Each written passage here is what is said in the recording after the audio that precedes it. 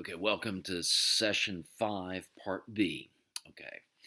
Uh, the book chapter talked a little bit about revenue. And actually, I don't even think it actually ever defined it explicitly, but it's very easy. Okay.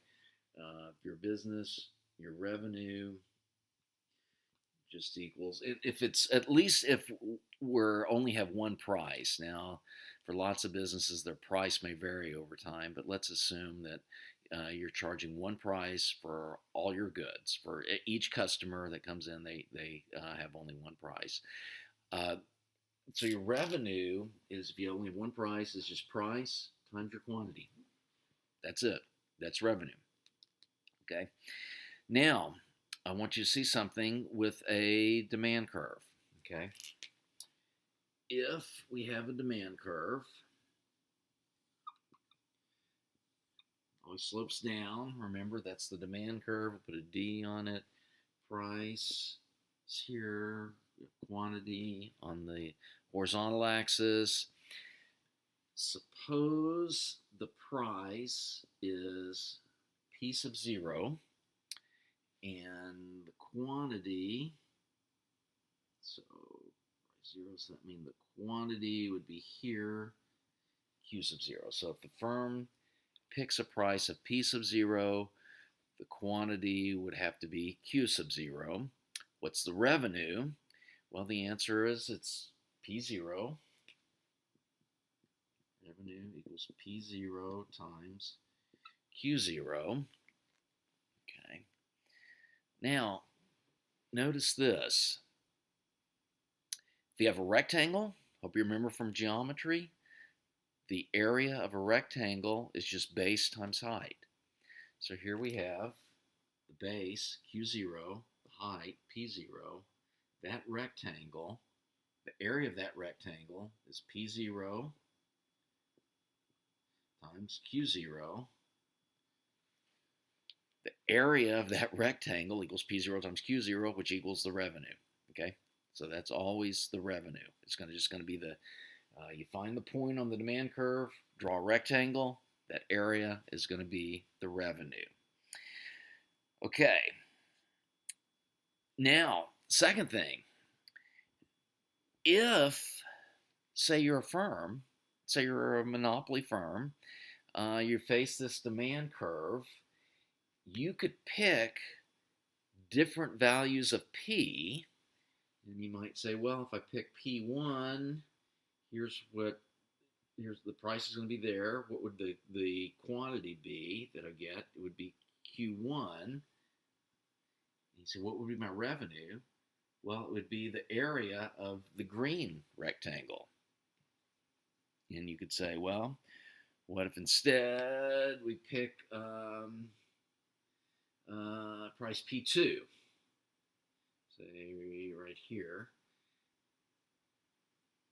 It's the area of that rectangle. We can try another price, P3. What would the quantity be? We'd get Q3, and the revenue would be the area of that red rectangle.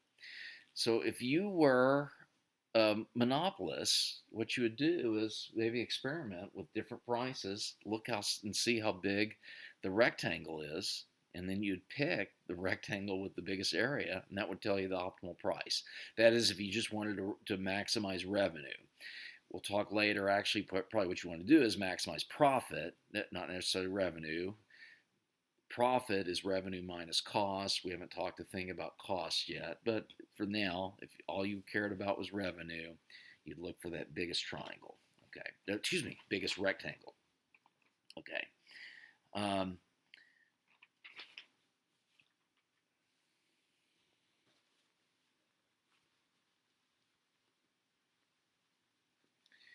Here is a good test question. True or false? If a monopolist increases his price, then he always increases his revenue. Okay. And the answer is false. And let me show you a counterexample to that.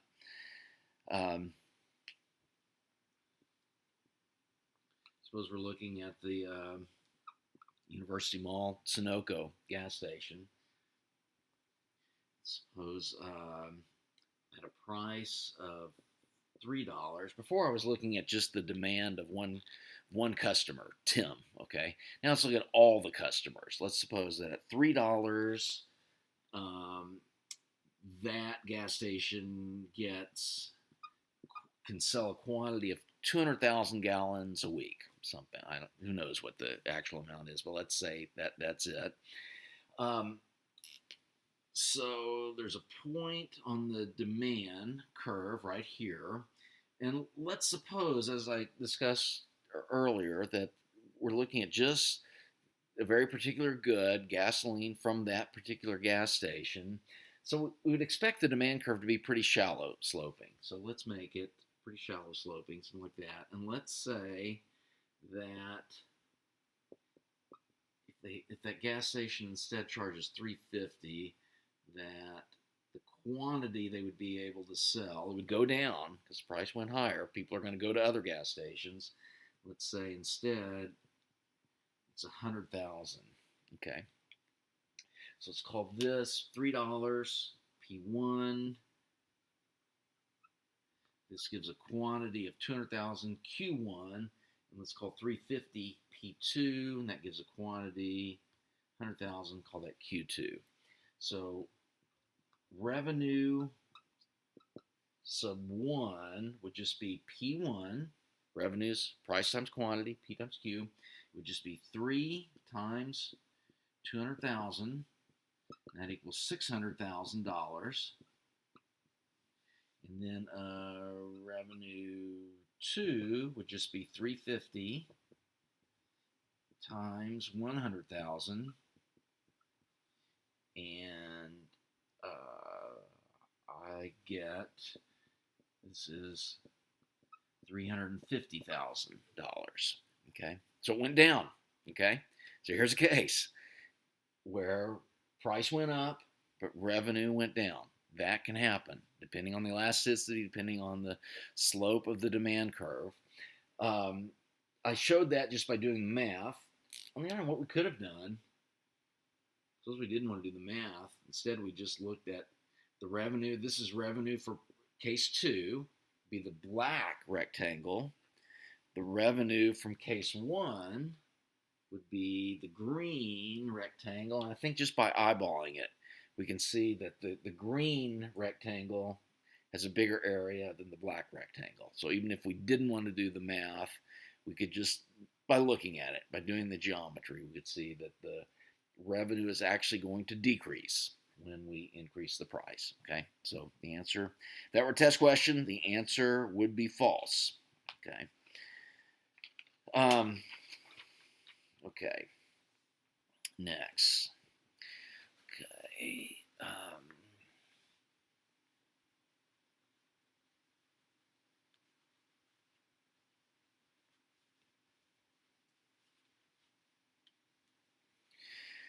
Okay.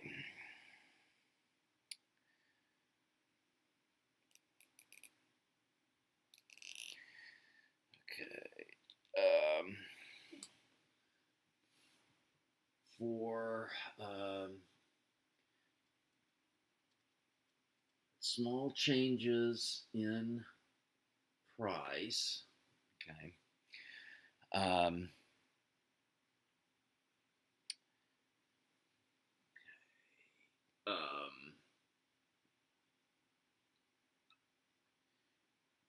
for, let's see, for a small increase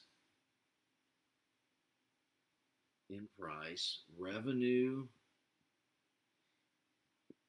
increases if the absolute value of E is less than 1. So this is an inelastic case.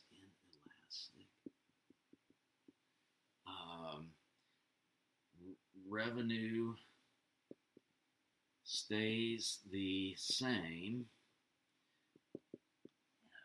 let's say stays approximately the same if E is approximately 1, and then revenue decreases if E, the absolute value of E is greater than 1. In this case is the elastic case. Okay, you can see that. Okay, now it may be best to memorize this. If you can't memorize it, at least memorize that the middle case. If the elasticity is 1, or the absolute value of elasticity is 1, then your revenue is going to stay the same whether you increase the price or decrease the price. And what that means is that if you have an elasticity of 1, that means you're at a point on the demand curve where that's the current revenue. If you increase the price, your new revenue will be that rectangle. If you decrease the price, your new revenue will be that rectangle. So it depends on the slope of the demand curve, depends on where your price is, but as long as all 3 of those rectangles are approximately the same, you'll have a case where the elasticity is 1. Okay. Now, there are cases where that's not going to be true. And so the first case, if the elasticity is less than 1, if it's inelastic, okay, so now we're in the inelastic case. Here, remember, so a consumer in the inelastic case is inflexible on quantity. Okay, so that means when price changes, quantity does not change very much. So that means the demand curve is very steep. Okay, so when that happens, if we have a price here, quantity is here, the revenue equals that rectangle. If we increase price a little bit, what happens is that's the new rectangle. The downside of increasing price is that we lose these customers here, but on the other hand, we get a bigger price out of the customers that we maintain. So this little rectangle here, let's see, let me make it in blue. No, it's purple, I guess. So the purple rectangle is bigger than that red rectangle, and the reason is because that slope is very steep. Okay, so what that means is when we increase the price in this case, our revenue is going to increase. So when the demand curve is steep, an increase in price increases revenue. When the demand curve is steep, that's a case where we're inflexible in quantity. That's inelastic case, revenue increases. Okay.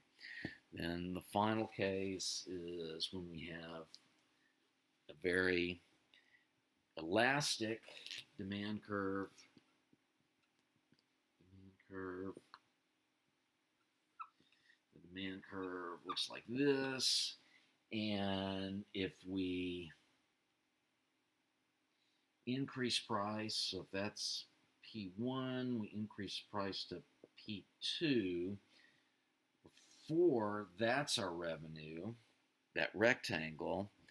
When we increase price to P2, all of a sudden that's our new price.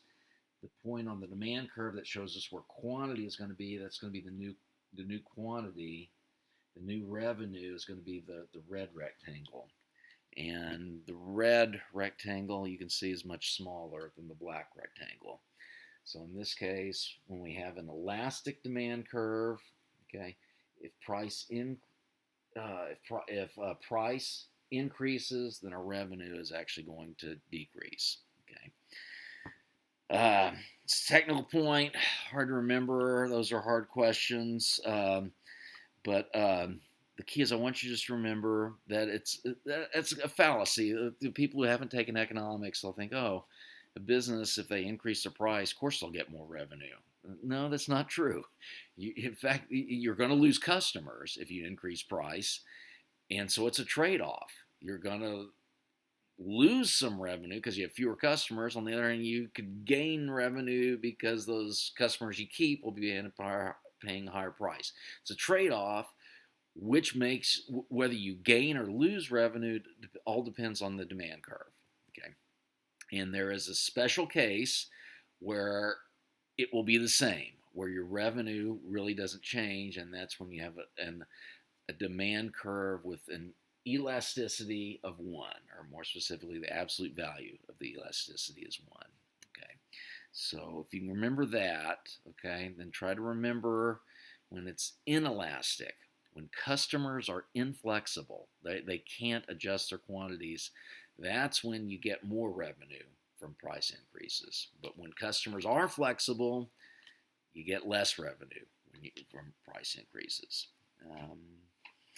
Okay, let's see. Okay, great. So I've explained that. That will be part B. Okay, and I'll see you in part C.